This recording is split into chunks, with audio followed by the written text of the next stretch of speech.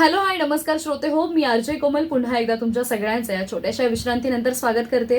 तुम्ही ऐकत आहात आचार्य 90 FM युअर ओन रेडिओ. आणि आज 15 ऑगस्ट आहे.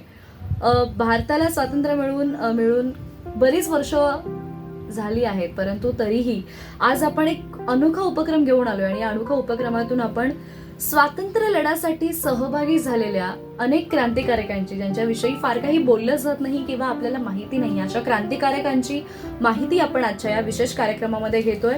आणि मंदाकिनी भट ज्या ज्येष्ठ लेखिका आहेत, त्यांनी क्रांतिकारकांच्या सावल्या या पुस्तकातून जे काही अपरिचित क्रांतिकारक आहेत त्यांच्याविषयी जे काही लिहिलेलं आहे तेच आपण आपल्या आजच्या या विशेष कार्यक्रमामध्ये पुढे मांडत आहोत. आणि मृदुला मॅडमकडे येईन मी पुन्हा एकदा की मॅडम, आता कोणत्या क्रांतिकारकांविषयी तुम्ही सांगणार आहात? प्रथम या सर्व क्रांतिकारकांना मी विनम्रपूर्वक अभिवादन करते आणि सुरुवात करते दुसऱ्या विभागाला. इथे आहे गेंदालाल दीक्षित यांच्याबद्दल मी आता सांगते. गेंदालाल दीक्षित यांचा जन्म 30 नोव्हेंबर 1890 मध्ये आग्रा जिल्ह्यातील मई या गावात झाला. वडिलांचे नाव भोलानाथ, आईचे नाव विचित्रा देवी. मॅट्रिक झाल्यावर शाळेत नोकरी करायला त्यांनी सुरुवात केली आणि त्यावेळी त्यांचा विवाह झाला. स्वातंत्र्यासाठी आतुर झाल्यामुळे त्यांनी क्रांतीचा मार्ग पत्करला. राम नारायण नावाच्या साथीदाराने गेंदालालला फसवले. दोघांनी कारागृहातून पलायन केले. दोघेजण रात्री झोपले असताना राम नारायणांनी त्यांचे सर्व सामान आणि पैसे पळवले. त्यावेळी गेंदालालला क्षयाने पछाडले होते. तशा अवस्थेत ते उपाशीपोटी त्यांनी 3 दिवस काढले. 3 दिवसांनी जवळ काही खायला नाही अशा अवस्थेत इंग्रज सरकारच्या नजरेत लपून छपून गेंदालाल आग्रा इथे आले. पण क्षयरोगाच्या भीतीने आणि सरकारच्या दडपणामुळे कोणत्याही मित्रांनी त्यांना आश्रय दिला नाही. शेवटी गेंदालाल मई गावात घरी परत आले. पण जन्मदात्यांनी सुद्धा त्याचा स्वीकार केला नाही, कारण बाहेर पोलिसांचा पहारा होता. ते म्हणाले, तुझे इथे राहणे धोक्याचे आहे, तू निघून जा.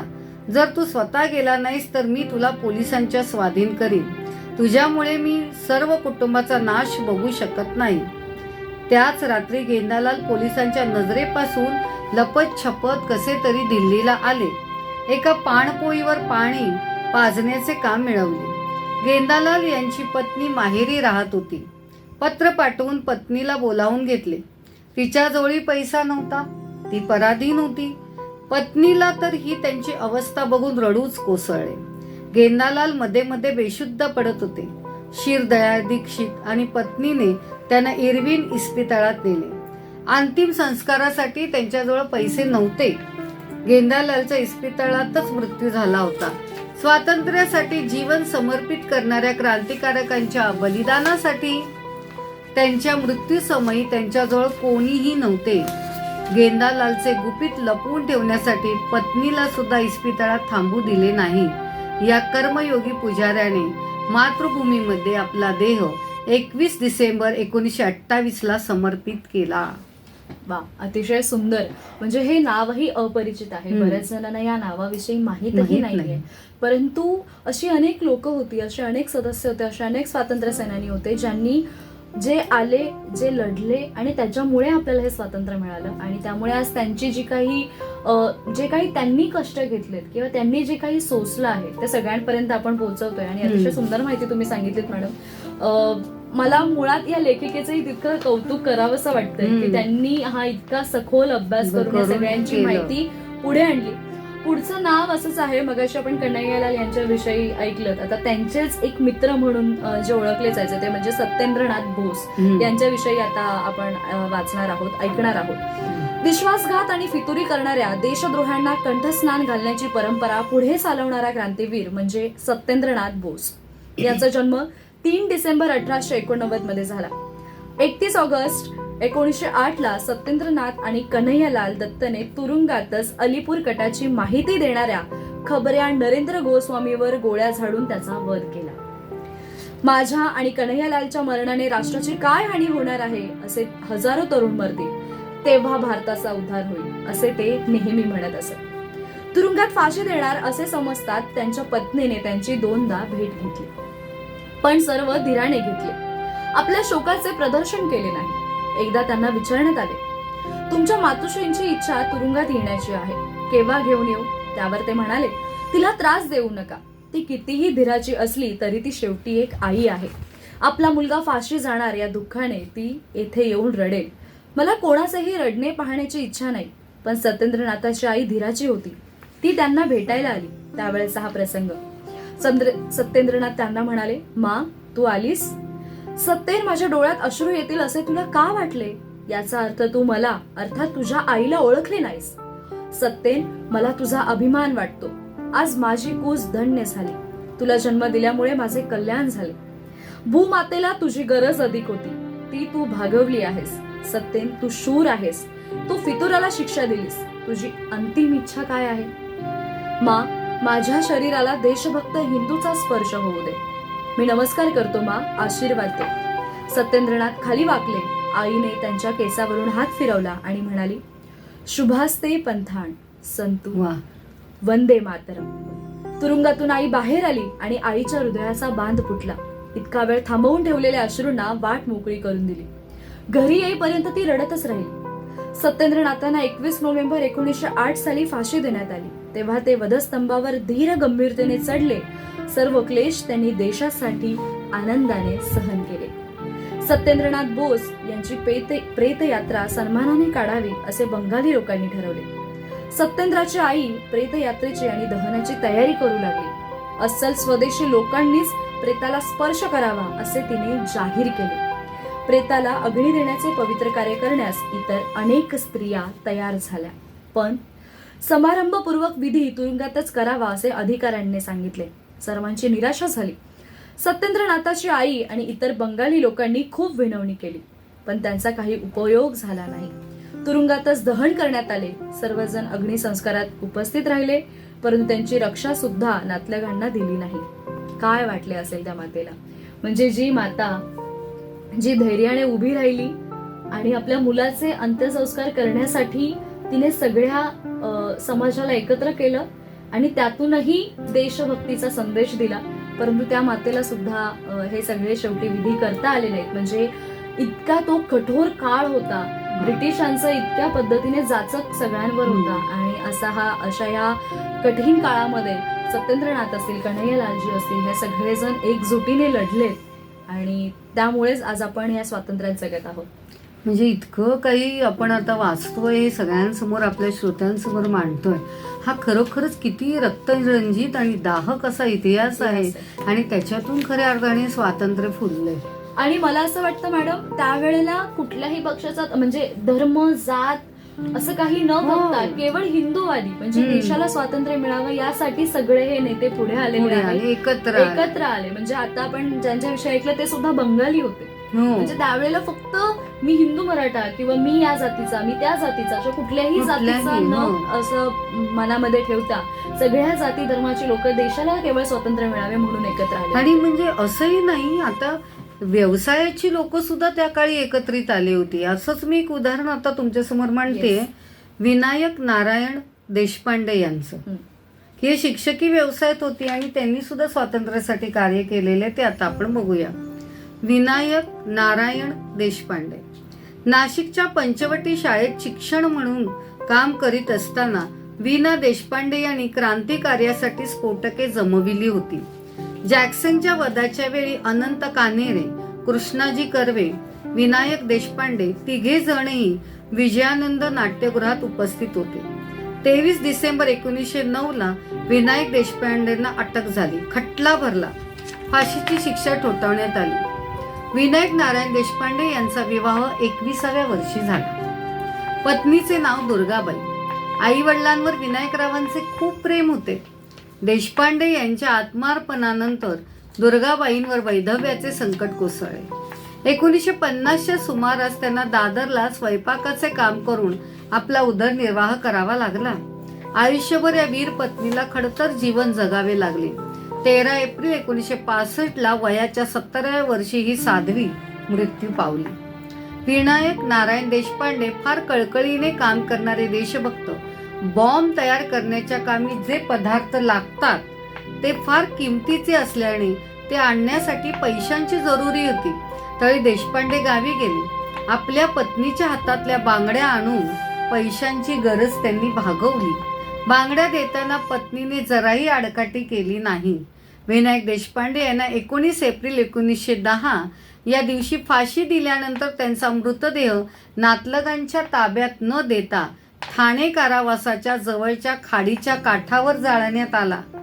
ती जागा नंतर साफसूफ करून सारवण्यात आली. असे हे देशपांडे, विनायक नारायण देशपांडे, त्यांचं आज आपण पाहिलं. खरोखर इथे डोळ्याच्या कडा खरोखर पाणावतात की यांनी जे काही आपल्या देशाला दिलं आणि जे देशावर एक प्रेम होतं, जे आत्मार्पण होतं, ते खरोखरच वाखाणण्याजोगं आहे. खरंय, अगदी खरंय. आणि मी आता पुढे ज्यांच्याविषयी सांगणार आहेत ते क्रांतिकारक आहेत खुदीराम बोस. बंगालमधील मेदिनीपूर शहरात एक प्रदर्शन भरलेलं असताना इंग्रजांनी केलेला अन्याय आणि अमानुष अत्याचाराचा निषेध करणारे पत्रक वाटून इंग्रजांचा मनसुबा हाणून पाडणारा युवक म्हणजेच खुदीराम बोस. खुदीराम बोस यांचा जन्म 3 डिसेंबर 1889 ला मिदनापूर जिल्ह्यातील बहुवैनी गावी झाला. खुदीरामचं बालपण मोठ्या लाडात गेलं. पित्याचे नाव त्रैलोक्यनाथ आणि आईचे नाव लक्ष्मी प्रिया देवा. अति सोज्वळ आणि त्या धार्मिक होत्या. खुदीराम बोस लहानपणीच वयाच्या 10व्या वर्षी पोरके झाले.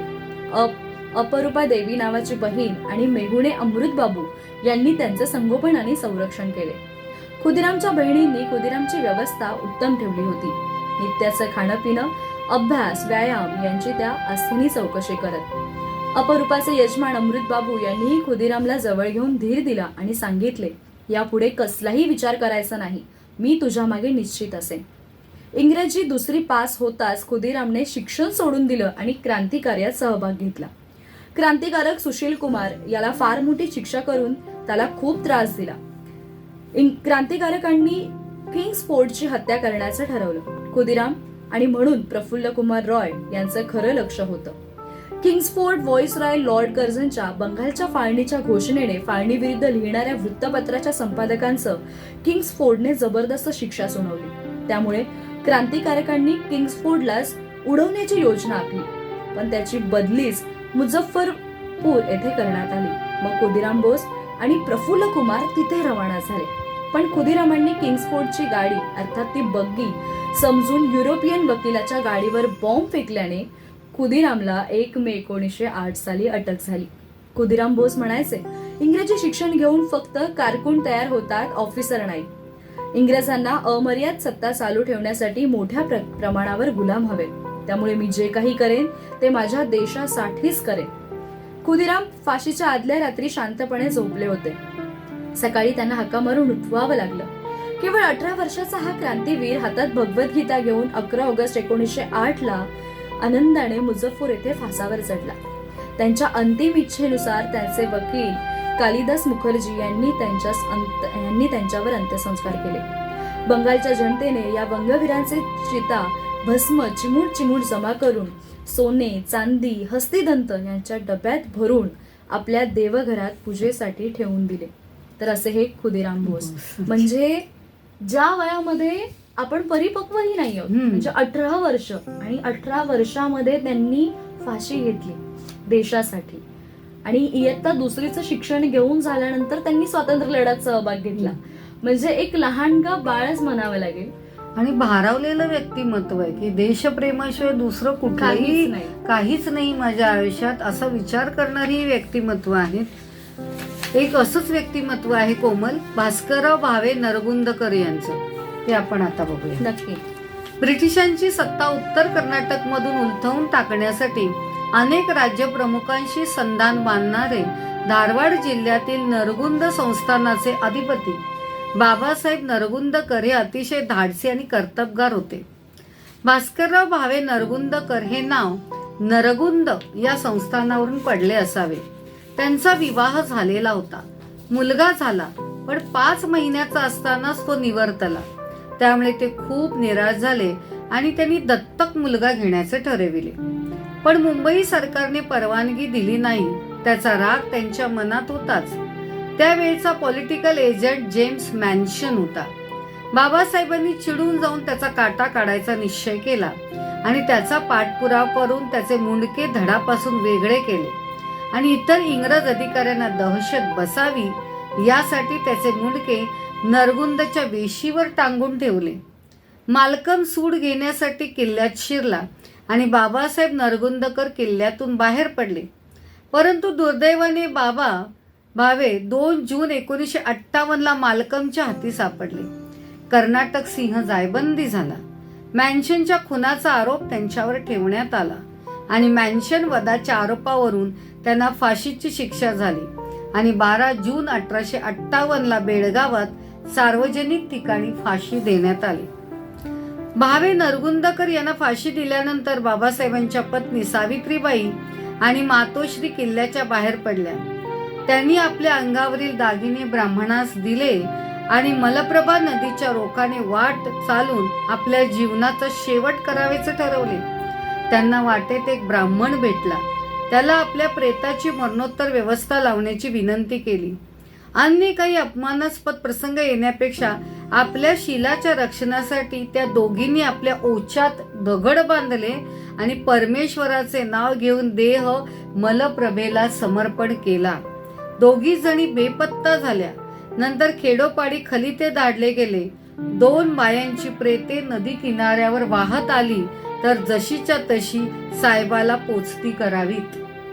3ऱ्या दिवशी सांगोले खेड्यात ती प्रेते वाहत आली. गावचे पाटील धावत नदी किनारी आले. अब्रूसाठी जीव देणाऱ्या सतीच्या दर्शनाने ते गैवरून गेले. साहेबाला न कळवताच त्यांनी त्या सतींना वंदन करून त्यांना योग्य प्रकारे अग्नी दिला. म्हणजे हे अशा प्रकारचं जे स्वातंत्र्यासाठी जे झेललेलं आहे ह्या लोकांनी, ते खरोखरच आपण बघून अगदी प्रभावित होतो, अचंबित होतो की कसं केलेलं आहे की आपण एक स्त्री आहोत आणि आपल्याला नंतर धोका आहे स्वातंत्र्य सैनिकाच्या घरातल्या स्त्रियांना, आणि मग आपण आपल्याला स्वतः कसं वाचायचं, तर प्राणार्पण करून वाचवायचं, हे अशा प्रकारचं हे ध्येय ह्या त्या काळच्या स्त्रियांना होतं. म्हणजे केवळ या स्वातंत्र्य लढ्यात केवळ पुरुषच नाही तर स्त्रियांनी सुद्धा पुढाकार घेतलेला आहे, त्यांचाही सहभाग आहे असं आपल्याला म्हणजे जर हे पुरुष देशासाठी लढत होते तर त्यांच्या मागे त्यांना सहकार्य करणाऱ्या किंवा तुम्ही लढा आम्ही आहोत असं म्हणणाऱ्या त्यांच्या आईच्या रूपातील असतील स्त्रिया किंवा पत्नीच्या रूपातील, म्हणजे अशा ह्या स्त्रिया होत्या ज्यांनी त्यांना तुम्ही पुढे जा आम्ही आहोत असं म्हणत आश्वासन दिलं. आणि कदाचित हे त्यामुळे शक्य झालं. त्यामुळे जे स्वातंत्र्य सैनिक होते ज्यांनी देशासाठी आहुती दिली, प्राण गमावले, त्या खरं तर त्या स्वातंत्र्य सैनिकांच्या कुटुंबियांचंही तितकंच कौतुक आपण करायला हवं. पुढे मी एक असं नाव सांगणार आहे, कदाचित त्याविषयी बऱ्याच जणांना कल्पनाही नसेल, तर ते नाव आहे प्रताप सिंग बारहट. काळ्या पाण्याची शिक्षा ठोठावले गेलेले वडील, पकड वॉरंट निघाल्यानंतर मिळकत जप्त झालेले काका, अशा क्रांतिकारी घराण्यात प्रताप सिंग बारहट यांचा जन्म झाला. आपल्या कुटुंबातील देशभक्ती आणि बलिदानाची परंपरा पुढे चालू ठेवणाऱ्या प्रताप सिंग यांचा जन्म 1912 मध्ये लॉर्ड हॉर्डिजवर झाला होता आणि त्याचबरोबर त्यांनी लॉर्ड हॉर्डिजवर बॉम्ब फेकण्याचं जे काही प्रकरण झालं त्यामध्ये त्यांनी सहभाग दर्शवला होता. शिवाय नंतर प्रताप सिंगनी शचींद्रनाथ सन्याल यांच्या सहाय्याने दिल्ली केंद्र मजबूत बनवलं होतं. प्रताप सिंगच्या आईने त्यांचे अतोनात कष्टाने संगोपन केलं. इतकंच नाही तर वडिलांच्या पावलांवर पाऊल टाकण्यासाठी योग्यही बनवलं. क्रांतिकार्यात सहभागी होण्यासाठी प्रवृत्त केलं. आईबद्दल हाल अपेष्टांची कल्पना देऊन नातेवाईकांनी आणि मित्रमंडळींनी मोह मायाजालात प्रताप सिंगना अडकविण्याचा प्रयत्न केला. पण प्रताप सिंगनी त्या प्रलोभनाकडे लक्ष दिलं नाही. भीषण परिस्थितीतही त्यांनी त्यांचे क्रांतिकार्य चालू ठेवले. मधून मधून आईबद्दल विचार करताना ते उदास होत असत, पण कार्यात मात्र कधीच उदासीनता दिसली नाही. बनारस कटात मात्र प्रताप सिंगला अटक झाली. तुरुंगात त्यांचा छळ झाला. 5 वर्षांची सक्त मजुरी शिक्षा भोगणारे प्रताप सिंग यांचे अघोरी यातनांनी 7 मे 1917 साली तुरुंगामध्ये निधन झाले. तर असे हे प्रताप सिंग बारहट. अरे बापरे, किती असं अंगावर शहारे सारखं आहे हे सगळं. म्हणजे इंग्रजांनी देशासाठी जे आपले लढणारे जे सैनिक होते, स्वातंत्र्य सेनानी होते, त्यांना ज्या शिक्षा ठोठावल्या त्या अतिशय कडक शिस्तीच्या होत्या, क्रूर पद्धतीच्या होत्या असंही म्हणायला हरकत आणि ज्या पद्धतीने त्यांनी लोकांचे, आपल्या स्वातंत्र्य सैनिकांचे हाल केले ते आठवलं, आज जरी आठवलं तरी आपल्या तळपायाची आगी मस्तकात जाते. हो अगदी. पुढे मी मॅडमना विनंती करेन की पुढचं नाव. आता आपण वेगवेगळ्या क्षेत्रातले बघतोय तर मला एक इथे हे पुस्तक वाचताना क्रांतिकारकांच्या सावल्या हे पुस्तक वाचताना आदिवासी मध्ये सुद्धा आदिवासी जो समाज आहे आपल्यातला त्याच्यातून सुद्धा क्रांतिकारक पुढे आलेले त्या क्रांतिकारकाबद्दल मी आता इथे सांगते. रामचंद्र राव असं त्यांचं नाव आहे. रामचंद्र राव आदिवासींसाठी इंग्रजांविरुद्ध लढा देणाऱ्या सीताराम राजू यांचा पराक्रम आणि देशभक्ती बघून वीरभद्र रामचंद्र यांना प्रेरणा मिळाली. 1938 मध्ये हैदराबाद मुक्ती संग्राम हिंदू महासभेचे वीर यशवंतराव जोशी यांच्या नेतृत्वाखाली सत्याग्रह अनन्वित अत्याचार करणाऱ्या निजामाविरुद्ध आंदोलन अशा अनेक गोष्टींचा याच्यात सहभाग होता.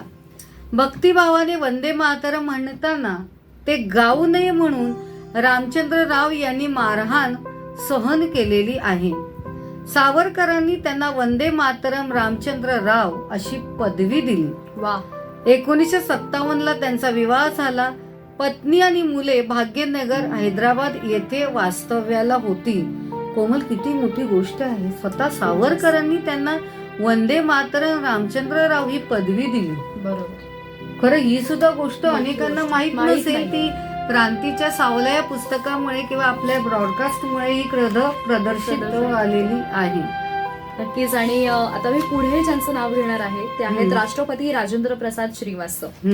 राजेंद्र प्रसाद यांना चंपारण्यातील चळवळीत सत्याग्रहाचे पहिले पाठ मिळाले आणि त्याच ठिकाणी त्यांनी आपल्या राजकीय जीवनाची सुरुवात केली. वकील म्हणून यश संपादन करून त्यावर पाणी सोडून देशकार्य सुरू ठेवलं. भारताच्या राष्ट्रीय लढ्यात मोलाची कामगिरी बजावली. 1934 मधील बिहारमध्ये झालेल्या धरणी कंप, त्यावेळचे सेवा कार्य, काँग्रेस अध्यक्षपदाची सांभाळलेली धुरा, 1946 मधील केंद्रीय मंत्रिमंडळातील अन्न आणि शेतकरी मंत्री या नात्याने बजावलेली कामगिरी, घटना समिती अध्यक्षपदाची जबाबदारी या भूषणास्पद कार्याचे फळ म्हणून स्वतंत्र लोकसत्ताक भारताचे पहिले अध्यक्ष अर्थात राष्ट्रपती या नात्याने भूषवलेले सर्वोच्च पद राजेंद्र प्रसाद यांच्या त्यागमय जीवनाचे साफल्यच म्हणावे लागेल. राजेंद्र प्रसाद यांचा जन्म 3 डिसेंबर 1884 मध्ये बिहार प्रांतातील झिरादेई या गावी झाला. वडील मुनशी महादेव सहाई, मातोश्री आर्य सुसंस्कृतीत आणि जुन्या परंपरेत वाढलेल्या. त्या आपल्या मुलाला रामायणातील कथा सांगून शुद्ध, सात्विक आणि उदात्त संस्कार घडवीत असत. 1910 मध्ये मातोश्रींचा मृत्यू झाल्यावर राजेंद्र प्रसाद यांची मोठी बहीण भगवती देवी हिने त्यांचा सांभाळ केला. राजेंद्र प्रसाद यांचा विवाह 13व्या वर्षी राजबंसी देवी यांच्याशी झाला. अल्पवयात लग्न म्हणजे काय याची कल्पना नसतानाच हा विवाह झाला. लग्नाकरिता वरवधूंच्या गावी पालखीतून जात असतानाच ते गाढ झोपले होते. लग्नाला उभे करताना राजेंद्र प्रसाद यांना उठवावे लागले. लग्नानंतर 10 वर्षांनी पहिल्या अपत्याला त्यांनी जन्म दिला. राजबंसी देवी अतिशय लाजाळू आणि मर्यादाशील होत्या. त्यांना गाजावाजा, थाटमाट याचा प्रचंड तिटकारा होता. वृत्तीने धार्मिक आणि श्रद्धाळू असल्याने त्यांचा बराच वेळ पोथ्या पुराणे वाचण्यात जात असे. बालपणाच्या विद्यार्थी दशेत नव्हे तर पुढे वकिलीच्या आणि नंतर सार्वजनिक कार्याच्या काळात राजेंद्र प्रसादांच्या आणि त्यांच्या पत्नीच्या गाठीभेटी वर्षानुवर्ष सुद्धा होत नसत. ते सांगायचे, आम्ही 45 वर्षाच्या वैवाहिक जीवनात 45 महिने तरी एकत्र आलो की नाही कोणास ठाऊक. राजेंद्र प्रसाद यांच्या पत्नी दिसायला जरी साध्या होत्या तरी बोलण्यामध्ये त्या अतिशय चतुर होत्या. पतीच्या राजकीय जीवनात आणि धकाधकीच्या चळवळीत फारसा पुढाकार न घेता त्यांच्या मागे राहून कुटुंबातील गृहिणींची कर्तव्य त्या बजावित असत. राजबंसी देवी पतीच्या कार्याच्या आड कधीच आल्या नाही. उलट असहकारितेच्या काळात त्यांनी प्रत्यक्ष चळवळीत भाग घेतला आणि त्यासाठी कारावासही भोगला. आपल्या पत्नीबद्दल राजेंद्र प्रसादांनाही गाढ प्रेम वाटत होतं. राजेंद्र प्रसाद यांचे दुसरे महत्वाचे आधारस्तंभ म्हणजे त्यांचे थोरले बंधू महेंद्र प्रसाद. प्रत्येक लग्न कार्यात लहान मोठ्या अडचणी संकटात त्यांनी खूप आधार दिला. घरातील शिक्षण या जबाबदाऱ्या त्यांनी पार पाडल्या म्हणून राजेंद्र प्रसादांना देशकार्यासाठी वेळ देता आला. त्यांच्या मृत्यूमुळे राजेंद्र प्रसाद यांना खूप दुःख झालं. राजेंद्र प्रसाद यांची कर्तव्य बुद्धी, राष्ट्रकर्तव्य याबाबत दोन्ही गोष्टी आवर्जून सांगाव्याशा वाटतात. पहिली गोष्ट, माते इतकेच आदरणीय असलेली बहीण भगवती देवी वारल्या तेव्हा राजेंद्र प्रसाद यांना इतके दुःख झाले की रात्रभर ते तिच्या बिछाण्यापाशी बसून राहिले. सकाळ झाली आणि त्यांना अचानक जाणीव झाली आज 26 जानेवारी असून हिंदी स्वातंत्र्याच्या 10व्या वाढदिवसानिमित्त लाल किल्ल्यावर उपस्थित राहिले पाहिजे. लगेच मृत बहिणीला सोडून स्वतःचे दुःख बाजूला ठेवून राष्ट्रपतीचा पोशाख धारण केला आणि सैन्याची मानवंदना स्वीकारण्यासाठी ते व्यासपीठावर जाऊन उभे राहिले. सर्व सोहळा संपल्यावर घरी परतले आणि बहिणीच्या अंत्यसंस्काराला हजर राहिले. धाव घेतली बहिणीवरचं प्रेम, तिच्याबद्दल नितांत आदर, पण त्या दिवशी सर्व बाजूला ठेवून ती फक्त राष्ट्रकर्तव्याकडे. देशप्रेमापुढे कौटुंबिक प्रेम कमी दर्जाचे मांडणारे दुसरे उत्तम उदाहरण म्हणजे 1947 मध्ये घरी स्वतःची सूर मृत्यूपंथाला लागलेली असतानाही ते तिला तशाच स्थितीत सोडून पाटण्याला जातींमधील दंगे धोपे शांत करण्यासाठी गेले. राष्ट्राच्या दुःखापुढे कौटुंबिक दुःख कमी महत्वाचे मानणारे राजेंद्र प्रसाद यांचे निधन 1963 मध्ये झाले. तर असे हे की देशभक्ती आणि देशप्रेम सगळ्यात अव्वल स्थानी ठेवणारे असे नेते. आणि कामाला प्रथम प्राधान्य देणारं असं हे व्यक्तिमत्व आहे. कोमल, पुढे मी इथे सांगू इच्छिते आपल्या सर्व श्रोत्यांना, पुढचे जे क्रांतिकारक आहे ते राजेंद्रनाथ लाहिरी. बनारस हिंदू विद्यापीठात MA चा अभ्यास करीत असताना जोगेशचंद्र चटर्जींशी संबंध आल्यामुळे राजेंद्रनाथ क्रांतिकार्याकडे वळले आणि एका बॉम्ब निर्मिती प्रकरणी त्यांना 10 वर्षाची सक्त मजुरीची शिक्षा भोगावी लागली. ही शिक्षा भोगत असताना काकोरी दरोड्यात गोवण्यात आले. त्यांच्यावर खटला भरण्यात आला. नंतर 1925 मधल्या दक्षिणेश्वर बॉम्ब प्रकरणातही त्यांना गोवण्यात आले. लखनौच्या न्यायालयात अभियोग चालला, फाशी घोषित झाली. राजेंद्र लाहिरी यांना भेटायला तुरुंगात आई वडील गेले असताना आईला दुःखाश्रू आवरता आले नाही. ते आईला म्हणाले, आई, काय हे, मी प्रसन्न मनाने मरणाला जवळ करीत आहे आणि तू रडतेस, मग मला बरं वाटेल का सांगा. तेव्हा आईनी शोक आवरला. वडिलांनीही डोळे पुसले. वडील म्हणाले, बेटा, प्रेमाने निरोप घे, आम्हाला तुझा अभिमान वाटतो. काकोरी कटातील राजेंद्रनाथ लाहिरीने फाशी जाण्यापूर्वी 4 दिवस अगोदर लिहून ठेवले होते की, त्यांनी काय लिहून ठेवलंय खरोखरच ऐकण्यासारखं आहे. माझा मृत्यू दैदिप्यमान असेल, कोणीही दुःख करू नका. एकच मागणी मागा की मला पुन्हा या मातृभूमीतच जन्म मिळावा. त्या योगे मी पुन्हा तिची सेवा करू शकेन. राजेंद्रनाथ लाहिरीला 17/12/1929 मध्ये फाशी देण्यात आले. मृदुला मॅडम, मला आज आपण ह्या सगळ्यांविषयी माहिती सांगतोय, यामध्ये फार कमी लोक असे आहेत ज्यांचा जीव आजाराने किंवा इतर अनेक गोष्टींनी गेलेला आहे. बऱ्यापैकी सगळ्याच जणांना फाशी देण्यात आलेल्या आहेत किंवा बऱ्याच जणांना इंग्रजांकडून मारहाण करण्यात आली होती. म्हणजे आणि ती फाशी त्यांनी असं तसंच स्वीकारलेली आहे. प्रत्येक क्रांतिकारकाचं हे उत्तम उदाहरण आपल्याला दिसून येते की प्रत्येकाने आलेलं जे संकट आहे किंवा त्यांनी ते वीरमरण पत्करलंय. म्हणजे माझ्या कुटुंबियांनी किंवा लोकांनी शोक करत बसू नका, तर मी हे माझ्या मातृभूमीसाठी करतोय, ही भावना त्यांनी रुजवलेली आहे. खरोखर. आणि प्रत्येकाचं हे कोमल आपल्याला दिसतं की प्रत्येकाने मरताना शेवटची अंतिम इच्छा म्हणून काय व्यक्त केलेली आहे की मला या माझ्या मातृभूमीसाठी जन्म घ्यायचा आहे. हे किती मोठं आहे. आता पुढचे असे क्रांतिकारक ज्यांचं नाव आहे अर्जुनलाल सेठी. राजस्थानच्या क्रांतिकारकांमध्ये अर्जुनलाल सेठी यांचे योगदान वाखाणण्याजोगं आहे. जैन समाजाचे ते प्रमुख आणि महान क्रांतिकारक होते. यांचा जन्म 9 सप्टेंबर 1880 मध्ये झाला. म्हणजे मगाशी आपण बंगाली काही क्रांतिकारक पाहिले, आता गुजराती. तर अशा वेगवेगळ्या भाषांचे, जैन समाजाचे, राजस्थान, वेगवेगळे समाजाचे, वेगवेगळ्या प्रांतांचे, वेगवेगळ्या भाषांचे क्रांतिकारक आपल्या देशासाठी लाभलेले आहेत. सेठीजींच्या आयुष्यातील अंतिम भाग अत्यंत कष्टदायक होता. घराची आर्थिक परिस्थिती अत्यंत बिकट होती. सेठजींचा विवाह झाला, त्याच्यानंतर त्यांच्या एका मुलीचा विवाह महाराष्ट्रीय ब्राह्मणाशी झाला. म्हणून आंतरधर्मीय आणि आंतरजातीय विवाह केल्यामुळे त्यांना बहिष्कृत करण्यात आले. अर्जुनलाल सेठी यांचे निधन 22 डिसेंबर 1941 ला अजमेर येथे झाले. त्यांच्या मृत्यूची बातमी 3 दिवसानंतर त्यांच्या कुटुंबांना कळली. त्यांचे दफन करण्यात आले. त्यांच्या मृत्यूनंतर कुटुंबियांना सुद्धा हाल सोसावे लागले होते. तर असे हे वेगवेगळ्या प्रकारचे आपले हे वेगवेगळ्या भाषांमधले वेगवेगळ्या प्रांतातले आपले हे क्रांतिकारक ज्यांची नावं ही समोर येणं तितकंच गरजेचं आहे, ज्यांची माहिती लोकांना कळणं हे तितकंच महत्वाचं आहे. आता मी एक क्रांतिकारक मांडणार आहे. आपलं शेवटचं नक्कीच. पुष्प आहे 21वं, की भगतसिंग आणि चंद्रशेखर आझाद यांच्याबरोबर त्यांनी कार्य केलेलं आहे. त्यांचं नाव आहे भगवती चरण वोरा. भगतसिंग आणि चंद्रशेखर आझाद यांच्याबरोबर क्रांतिकार्य करणाऱ्या तरुणांपैकी एक तरुण भगवती चरण 28 मे 1930 रावी नदी किनारी बॉम्बचे प्रात्यक्षिक करण्यासाठी गेले असताना झालेल्या स्फोटात भगवती चरण यांची पोटातील आतडी बाहेर आली आणि त्यांचा जागच्या जागीच मृत्यू झाला. भगवती चरण वोरा यांचा लहानपणीच दुर्गादेवी यांच्याशी विवाह झाला होता. दुर्गादेवी वोरा यांचे बालपण सावत्र आईच्या छायेत गेले. शाळेत असताना डूल हरवल्याचे निमित्त झाले आणि आईने दुर्गादेवींची शाळा बंद केली.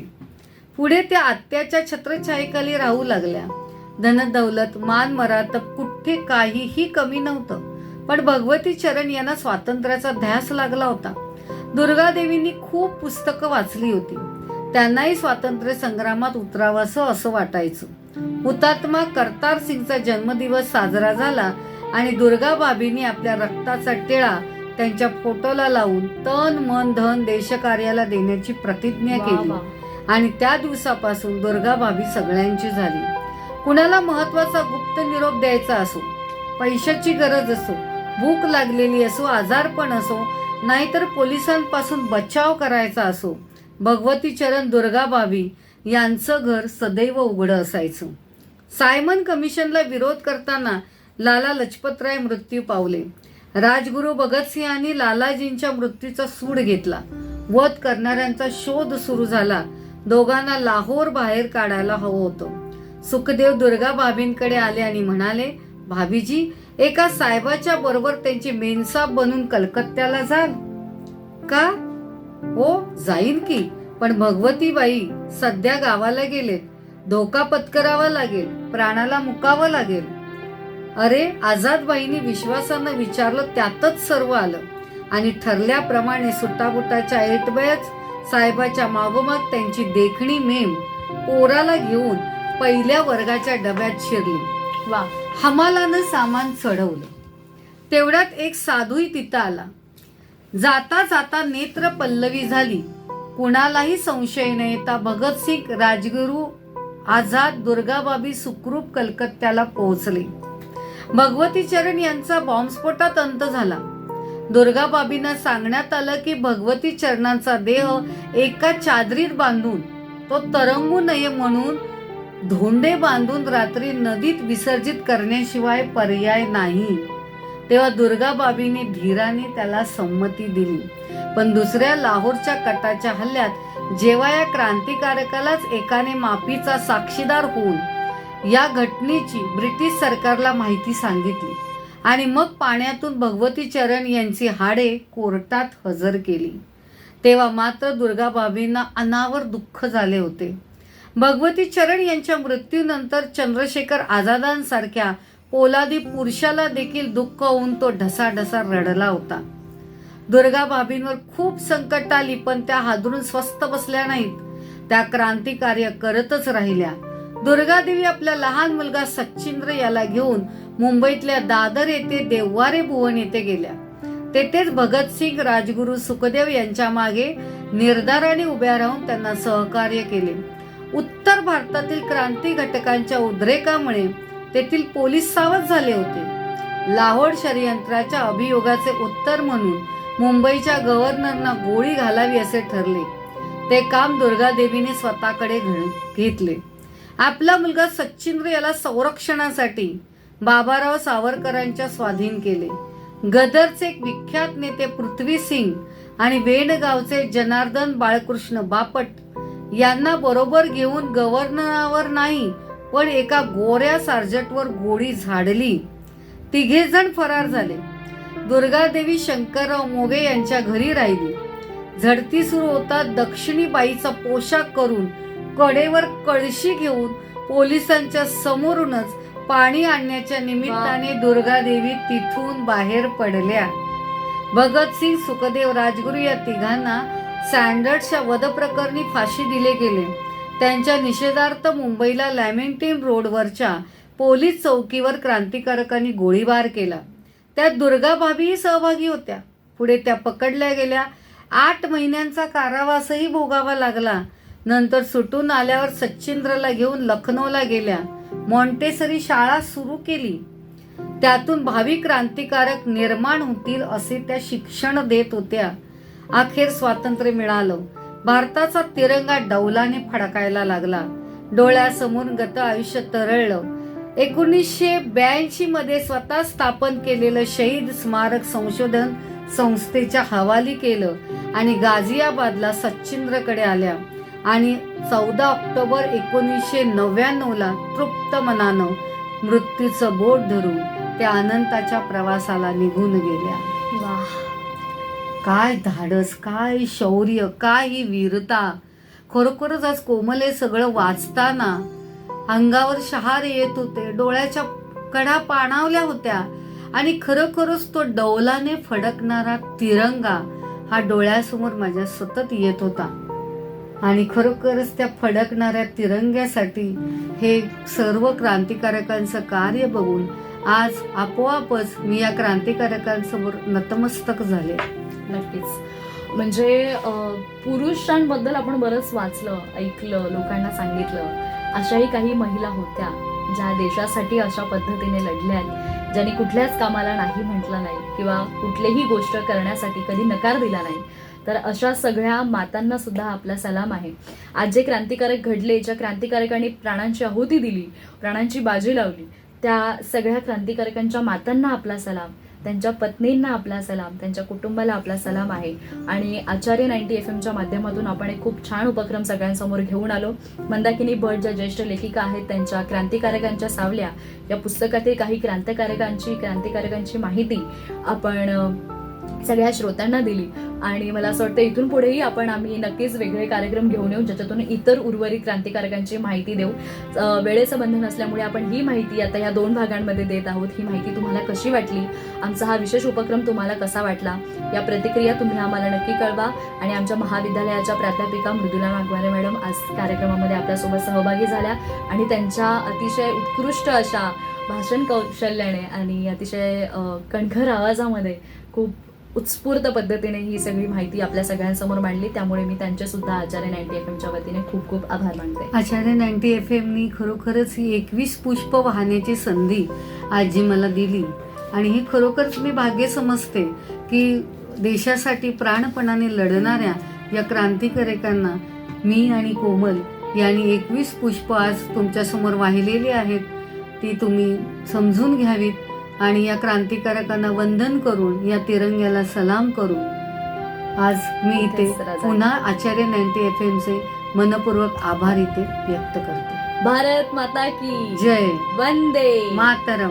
असंच म्हणत आम्ही दोघेही आपल्या आजच्या विशेष कार्यक्रमामध्ये इथे तुमची रजा घेतोय. तुम्ही मात्र कुठेही जाऊ नका. पुन्हा एकदा स्वातंत्र्य दिनाच्या सगळ्यांना खूप खूप शुभेच्छा आणि ऐकत रहा आचार्य 90 FM, युअर ओन रेडिओ. धन्यवाद.